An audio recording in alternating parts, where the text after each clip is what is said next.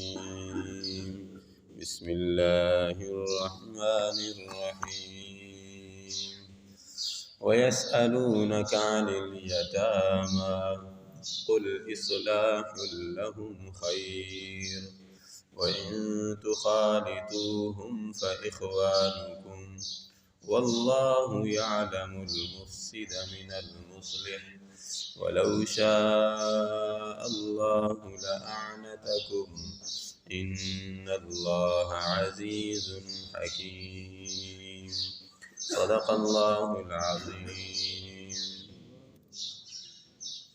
وَيَسْأَلُونَكَ اور پوچھتے ہیں یہ آپ سے عن الیتامی یتیموں کے حکم کے بارے میں قل آپ فرما دیجئے اصلاح لہم ان کو سنوارنا خیر بہترین کام ہے وَإِن تُخَالِطُوهُمْ اور اگر ان کا خرچ ملاؤ اپنے ساتھ فَإِخْوَانُكُمْ تو وہ تمہارے بھائی ہیں واللہ اور اللہ یعلم جانتا ہے المفسد خرابی کرنے والے کو من المصلح اور سنوارنے والے کو وَلَوْ شَاءَ اللَّهُ اور اگر اللہ چاہتا لَأَعْنَتَكُمْ تو تم پر مشقت ڈال دیتا ان اللہ بے شک اللہ عزیز زبردست ہے حکیم حکمت والا ہے۔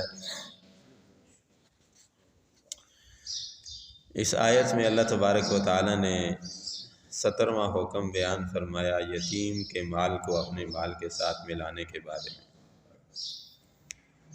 جیسا کہ بہت ساری حدیث میں اس کی وعید سنائی گئی کہ یتیموں کا مال کھانا ایسا ہے جیسا کہ دوزخ کے انگارے پیٹ میں بھرنا۔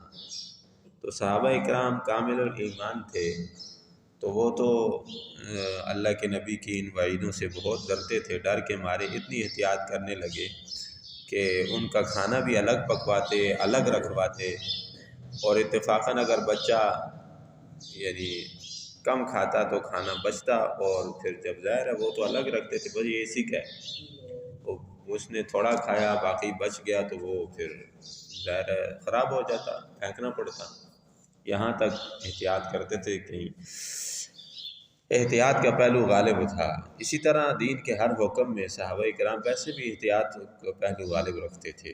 آج ہم جو بے احتیاطی بس ٹھیک ہے جی اللہ بخشنے والا ہے، ٹھیک ہے بس ٹھیک ہے، قوانین کو توڑتے رہتے ہیں، اللہ کے احکامات وہ ٹھیک ہے جی وہ خیر ہے، لیکن صحابہ کرام کی جو ایمان انسان کے اندر آتا ہے نا تو وہ احتیاط برتتا ہے کہ میرا نقصان نہ ہو جائے، تو اس طرح اس کا استعمال نہ کرتے تھے، اور نہ یتیم کے مال کو صدقہ کر دینے کا اختیار تھا ان کو، اسی طرح اس سے بھی تکلیف ہوتی تھی اور یتیم کا نقصان بھی ہوتا تھا۔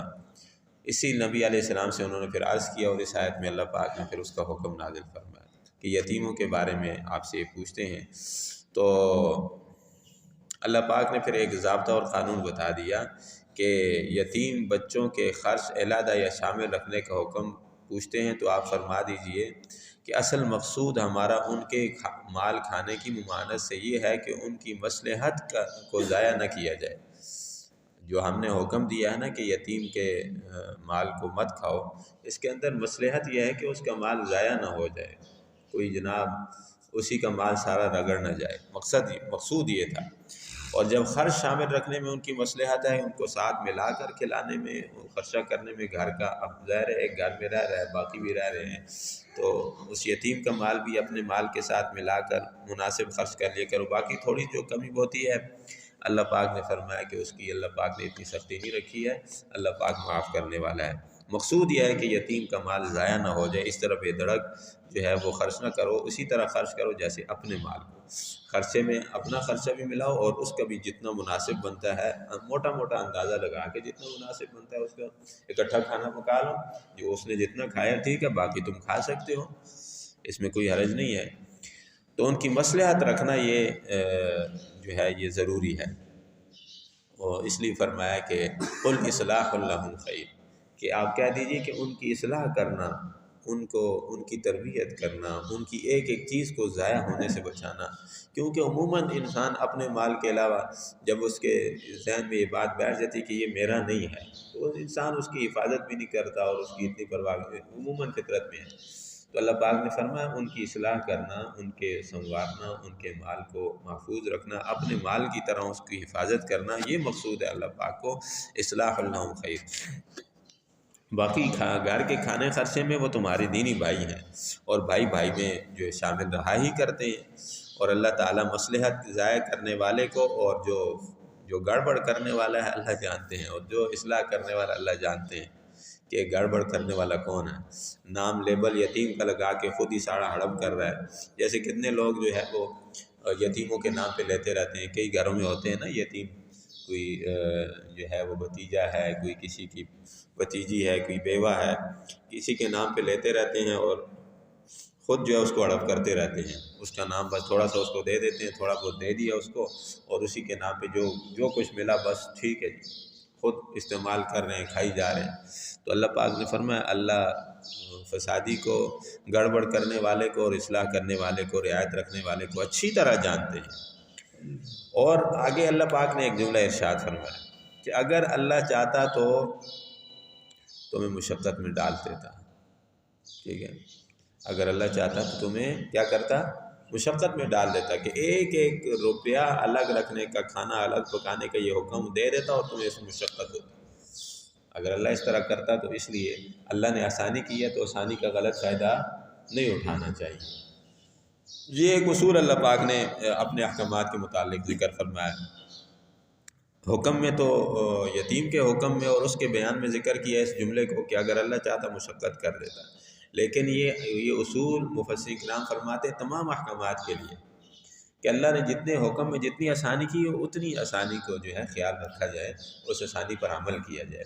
مثلا دوران سفر اب اللہ پاک نے حکم دیا ہے کہ 4 رکعت والی نماز 2 رکعت پڑھ لو، ٹھیک ہے، 4 رکعت والی فرض نماز 2 رکعت پڑھ لو۔ اگر تقریباً 80 کلومیٹر کے قریب تم سفر کر رہے ہو، تقریباً 80 کلومیٹر آپ سفر پہ جا رہے ہیں، تو اپنی آبادی سے نکل کر تمہیں اللہ نے اجازت دی ہے، گنجائش دی ہے، تو اب ایسے ہی ایک انسان سفر میں جا رہا ہے تو اللہ کی اس گنجائش کو استعمال کرے، اللہ نے گنجائش دی ہے۔ اب اس میں یہ نیکی نہیں ہے کہ انسان کہے کہ ٹھیک ہے جی وہ تو اللہ نے گنجائش دی ہے میں 4 ہی پڑھوں گا، تو یہ اللہ کی طرف سے آسانی کو ٹھکرانا ہے، اور یہ بہت نامناسب ہے کہ ایک بڑا آدمی اگر دیکھیں کوئی افسر آپ کو اختیار کرے، ٹھیک ہے آپ اگر جانا چاہیں تو جا سکتے ہیں، تو آدمی خود کہتا ہے چلو یار اجازت مل گئی ہے تو اب اس سے فائدہ اٹھانا چاہیے۔ تو اللہ پاک نے خود حدیث میں بھی آتا ہے کہ اللہ نے رخصت دی ہے تو اللہ کی رخصت کو قبول کیا کرو، ٹھیک ہے نا۔ نبی علیہ الصلوۃ والسلام نے تراویح اسی لیے جو ہے پابندی نہیں فرمائی کہ مجھے اور میرے صحابہ کرام وہ تو بڑا شوق رکھنے والے تھے اللہ کی عبادت کا، 3 دن آپ علیہ الصلوۃ والسلام نے تراویح پڑھائی، پھر صحابہ انتظار کرتے رہے تو آپ نہیں تشریف لائے، تو پھر نبی علیہ السلام سے صحابہ کرام نے پوچھا کہ ہم تو انتظار کرتے رہے، آپ نے فرمایا میں اسی لیے نہیں آیا کہ اللہ خوش ہو جائے گا، اور چونکہ نفل کا ثواب کم ہے فرض کا ثواب زیادہ ہے، تو یہ تراویح بھی اللہ فرض کر دے گا، اور پھر بعد والوں میری امت کے لیے مشقت ہوگی۔ سمجھ آئی کہ نہیں؟ مشقت کو اختیار نہیں کرنا چاہیے، مانگنا نہیں چاہیے۔ حدیث میں آتا ہے مشقت مانگو نہیں، عافیت مانگو، اللہ سے آسانی مانگو۔ اور پھر نبی علیہ السلام کو حدیث میں آتا ہے 2 کاموں میں اختیار دیا جاتا ہے تو آپ آسانی والے کام کو اختیار کرو، جس میں کچھ آسانی ہو، وہ یہ بھی کر سکتے ہیں یہ بھی، دونوں میں سے جو کرنا چاہیں، ٹھیک ہے۔ تو آپ آسانی والا عمل، مشقت والا لیتے نہیں تھے اپنے اختیار سے، ٹھیک ہے نا۔ امت کو بتایا کہ دیکھو اگر اللہ چاہے تو تمہارے اوپر مشقت کر دے، اس لیے اللہ نے جو آسانیاں دی ہیں تو بہت آسانی رکھی ہے دین میں، اس لیے حدیث کا مفہوم ہے الدین یسر، دین آسان ہے، بالکل فطرت کے مطابق ہے، بالکل۔ اب دیکھیں نا صبح فجر کی نماز سے لے کر ظہر تک کتنا وقت ہے، اس میں آپ کمائیں، اس میں آپ کو کوئی فرض نماز نہیں ہے، نوافل آپ پڑھیں جو کریں ٹھیک ہے، لیکن فرض نماز اللہ کی طرف سے کوئی نہیں کہ آپ کے لیے روزی کمانے کا وقت ہے، ٹھیک ہے کمائیں، دنیا کی مزدوری کریں کمائیں، اور جو اپنے گھر کے کام کاج ہیں وہ کریں۔ ظہر تک آدھا دن گزر جاتا ہے، اور پھر ظہر کی نماز کو آ جائیں، کتنا وقت لگتا ہے ظہر کی نماز میں؟ آ کے بندہ وضو بھی کرے، پیشاب کرے، وضو کرے، نماز پڑھے، تقریباً 15 منٹ کا وقت تقریباً چاہیے، 15-20 منٹ کا۔ اطمینان سے آدمی نماز پڑھے، اللہ کے دربار میں حاضری، اطمینان سے بالکل ذہن کو فارغ کر کے نماز پڑھے، فرمایا ایسی نماز پڑھو جیسے آخری نماز۔ تو اسی طرح پھر زور پڑی عصر تک، باقی آدھا دن گزر گیا، عصر کے بعد کون سا وقت ہوتا ہے؟ تو اس طرح آپ دیکھیے کہ اللہ پاک نے کتنی آسانی رکھی ہے۔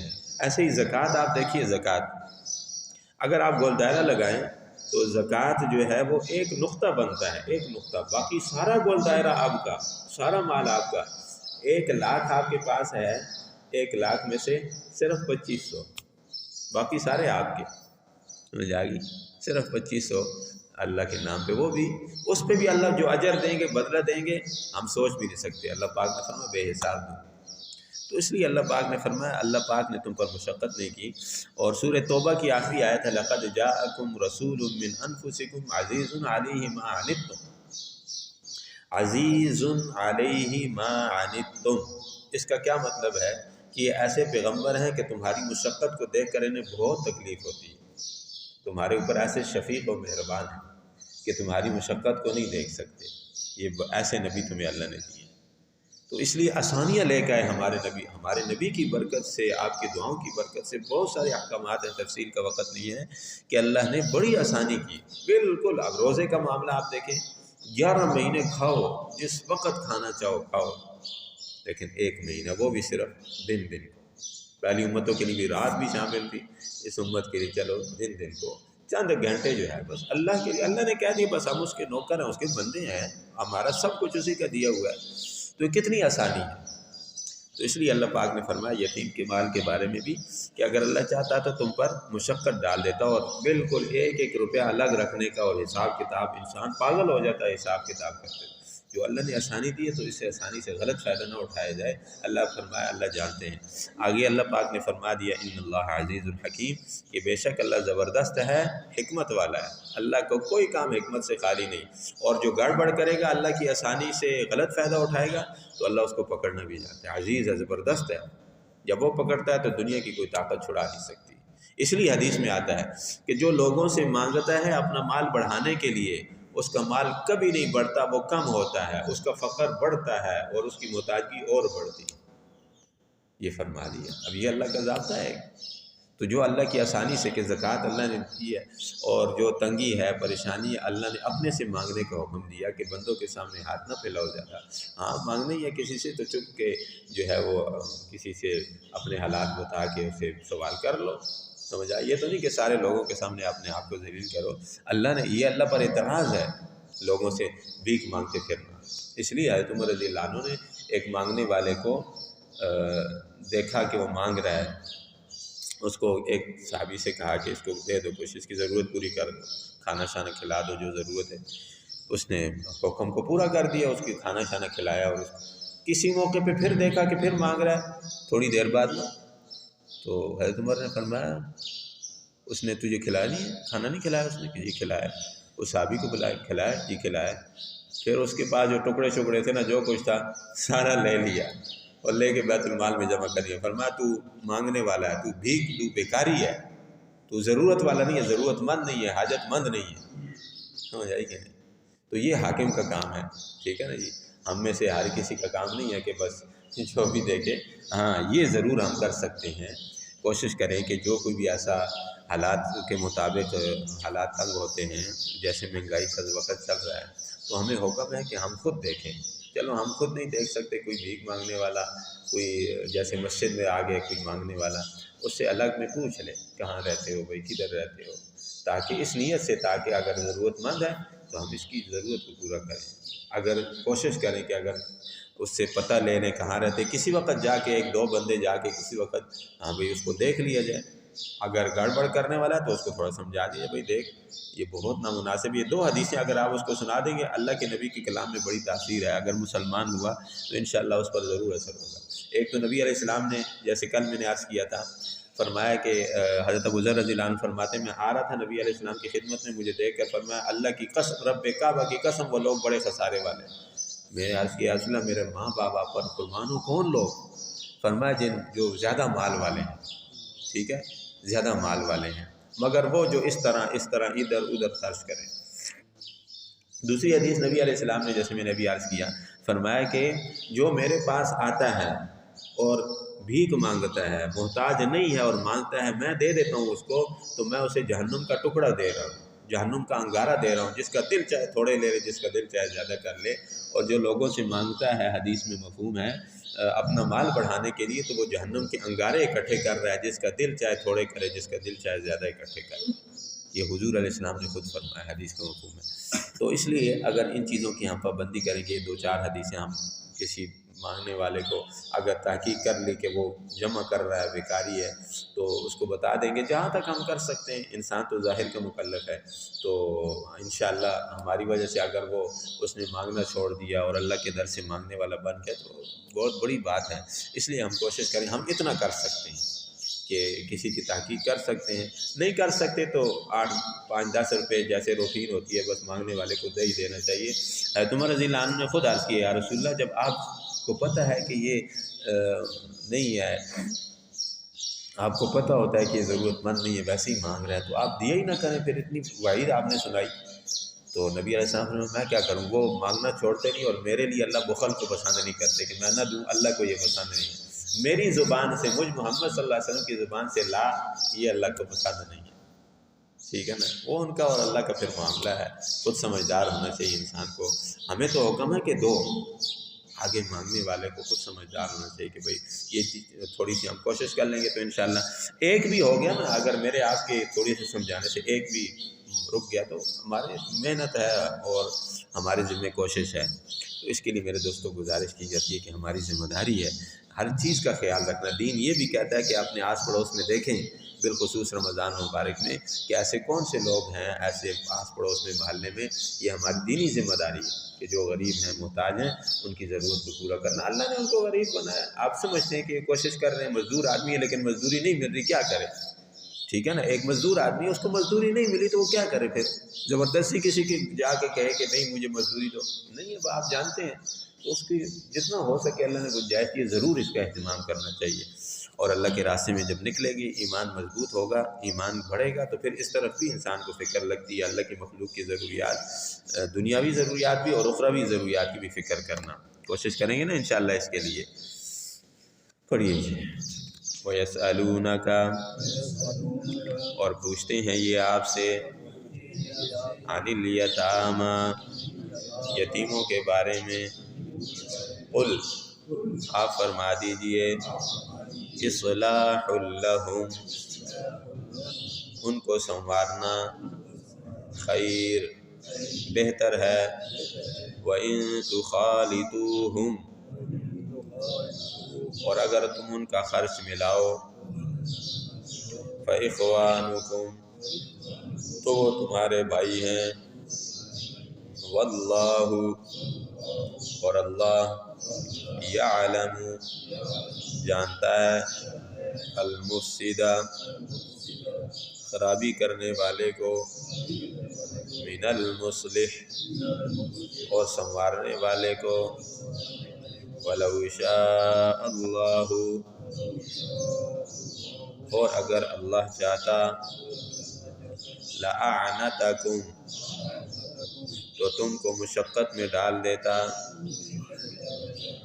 ان اللہ، بے شک اللہ، عزیز، زبردست ہے، حکیم، حکمت والا ہے۔ اللہ پاک عمل کی توفیق عطا فرمائے۔ آمین۔ الحمدللہ رب العالمین، والعاقبۃ للمتقین، والصلاة والسلام علی اشرف الانبیاء والمرسلین، جزا اللہ عنا سیدنا و مولانا محمد ما هو اہلہ صلی اللہ علیہ وسلم۔ اللہم اغفر لنا ولوالدینا ولجميع المؤمنین والمؤمنات والمسلمین والمسلمات الاحیاء منهم والاموات، رب ارحمهما كما ربياني صغيرا۔